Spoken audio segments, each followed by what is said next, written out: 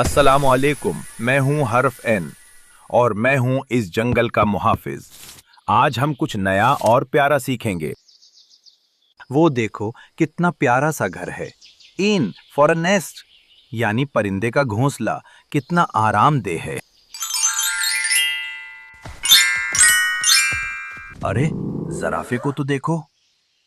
In for नेक यानी गर्दन। जराफे की गर्दन कितनी लंबी है। फिक्र ना करो मछली, मैं आ गया हूं। एन फॉर नेट यानी जाल। देखो मछली आजाद हो गई। कितनी प्यारी खुशबू है। एन फॉर नार्सिसस यानी नरगस का फूल कितना खूबसूरत है। देखो मुझे क्या मिला, एक अखरोट। एन फॉर नट। नट यानी अखरोट, ये हमें ताकत देता है। आज हमने बहुत सारी नई चीजें देखी। ये सब अल्लाह की प्यारी नेमतें हैं।